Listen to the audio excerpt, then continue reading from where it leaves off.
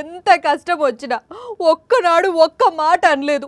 ఎన్ని కష్టాలున్నా ఎన్ని నష్టాలున్నా మంచిగా చూసుకున్నా, కంటికి రెప్పోలే కడుపులో దాచుకున్నా. ఇప్పటికీ స్టిల్గా బాగానే చూసుకుంటున్నా.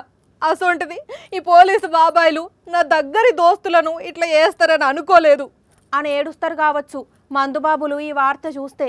ఇంతకు వార్త ఏంది అంటారా? ఇగో ఇదే.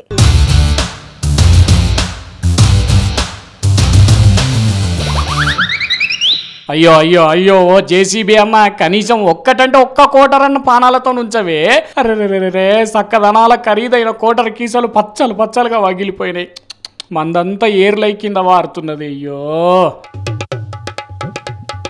ఓ పోలీస్ సార్లు జర మీరనే చెప్పండి సార్లు, లారీల మందు కీసాలను వలగొడుతుంటే అట్లనే చూస్తున్నారేంది? మా మందు బాబుల పానం అంతా పర్షాన్ అవుతున్నది అని ఎంత బాధపడుతున్నారో మందు బాబులు పాపం. కానీ పని చేపిస్తున్నదే పోలీస్ సార్లే. ఎల్బీ నగర్ ఏరియాలో ఏడాది నుంచి పట్టుకున్న మొత్తం వివరాలను పెద్ద ఆఫీసర్లకు చెప్తే పర్మిషన్ రాగానే ఇగో ఇట్లా పోతం పెట్టినరు అన్నట్టు. చెప్పండి సారు, ఇదంతా ఎంత మద్యము, ఎక్కడి నుంచి ఎక్కడికి తీసుకుపోతున్నారు, అసలు ఇది ఎక్కడి నుంచి వచ్చింది? ఇప్పుడు 3000 లీటర్ల లిక్కర్ ఇది ఒరిస్సా కటక్ లో ప్రత్యేకంగా షెడ్ వేసి ఒక డిస్టిలరీ తయారు చేసిండు అక్కడ. సో దాని డిస్టిలరీ ఐటమ్స్ తో మొత్తం కూడా మేము సీజ్ చేయడం జరిగింది. బాబరే బిడ్డో విన్నరా, మొత్తం బయట రాష్ట్రం నుంచే కథ నడుస్తున్నదట.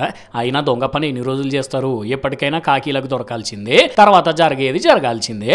ఇట్లా హైదరాబాద్ పోలీసులేమో మందు కీసాల పానందిస్తే కామారెడ్డి జిల్లాలో పోలీసులు ఇగో ఈ సైలెన్సర్లను సైలెంట్ చేసిరు. మొత్తం పప్పు సతకం చేసినరుగా. కొందరు పోకిరిలట జనాలు అడలెత్తిపోయేటట్టు హారన్లు కొట్టుకుంటూ పర్షాన్ చేసి గజ్జును వణికిస్తుంటే స్పెషల్ డ్రైవ్ చేపట్టిన పోలీసులు సైలెన్సర్లను కూడా వీకి పోయి పని చేసిండ్రు. మరి ఇప్పటికన్నా పొలగాన్లు ఇట్లా సౌండ్లు వచ్చే సైలెన్సర్లు పెట్టకుంటూ ఊకుంటే మంచిది.